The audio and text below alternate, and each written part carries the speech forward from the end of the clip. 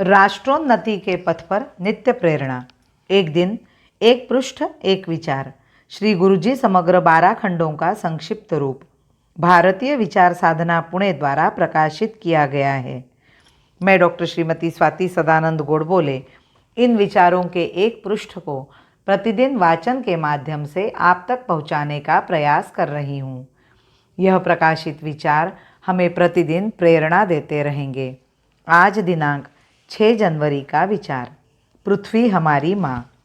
हमारे देश में कुछ अतिश्रेष्ठ ख्याति प्राप्त महानुभाव है जो बनावटी सर्वज्ञता के साथ कहा करते हैं कि यह तथाकथित मातृभूमि पत्थर और मिट्टी के अतिरिक्त और है ही क्या। ऐसे व्यक्ति अनुभव करते हैं कि बुद्धि ही सब कुछ है। उनके बौद्धिक तर्क के अनुसार अंततः यह देश एक अचेतन फैला हुआ जड़ भूखंड मात्र है, किंतु बौद्धिक तर्क की भी अपनी सीमाएं होती है। उदाहरण के लिए मनुष्य शरीर भी भौतिक ही तो है। अपनी माता का शरीर भी उतना ही भौतिक है जितना अन्य किसी स्त्री का। तब क्यों किसी व्यक्ति को अपनी माँ को अन्य स्त्रियों से भिन्न समझना चाहिए? उसके लिए भक्ति क्यों होनी चाहिए? बुद्धिवादी के पास इसका कोई उत्तर नहीं। पत्थर और मिट्टी में मातृभावना का विकास किस प्रकार हुआ? हम जानते हैं कि विभिन्न प्रकार की सजीव सृष्टि में जैसे जैसे विकास और उन्नतावस्था आती जाती है, वैसे वैसे उन वस्तुओं में जो उनका पोषण करती है, वे मातृत्व की भावना का आह्वान करना आरंभ कर देते हैं, चाहे वे वस्तुएं चेतन हो अथवा जड़। उदाहरण के लिए मेंढक या सर्प को लीजिए। उन्हें माँ का कोई विचार नहीं होता। वे यह भी नहीं जानते कि उनकी संतति के साथ क्या घटित होता है। उनमें संतान और माता एक दूसरे को इस संबंध के आधार पर नहीं देखते। क्रमानुसार जो जो जीवन विकसित होता है, हम स्तनपायी प्राणियों तक आते हैं, जहाँ माता अपने बच्चों को बचपन में दूध पिलाकर पालती है। चिड़िया अपने अंडों को सेती है तथा जब तक उसके बच्चे उड़ने नहीं लगते तब तक उनकी देखरेख करती है।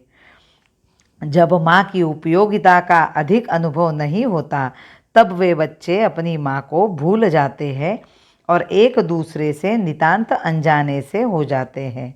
ऐसा समझा जाता है कि इस विकास क्रम में मनुष्य चरम अवस्था पर है। यदि वह सुसंस्कृत है तो माता के प्रति उसका प्रेम एवं सम्मान सतत बना रहता है। जो जो मनुष्य जीवन विकसित होता जाता है, त्यों त्यों यह मातृभावना भी अधिकाधिक व्यापक एवं उदात्त स्वरूप धारण करती जाती है। जब मनुष्य विवेचक बुद्धि से अपने चारों ओर देखता है तो उसे कितनी ही अन्य चीज़ें दिखाई देती है जिनका ऋण उस पर है। वह उन्हें भी माँ के रूप में देखना आरंभ कर देता है।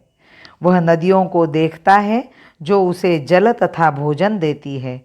वह उन्हें माँ कहकर पुकारने लगता है।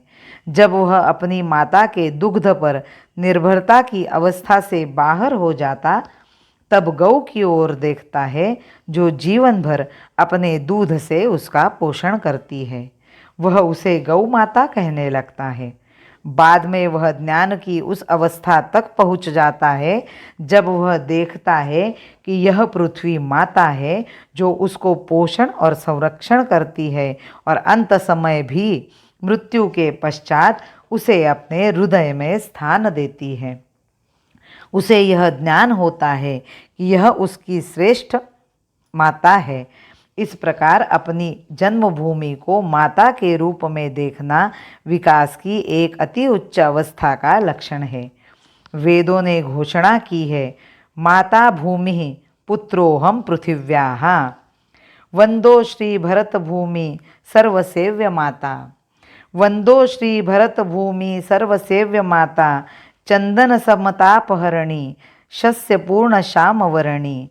चंदन समतापहरणी शस्य पूर्ण श्यामवरणी। भारत माता की जय। वंदे मातरम।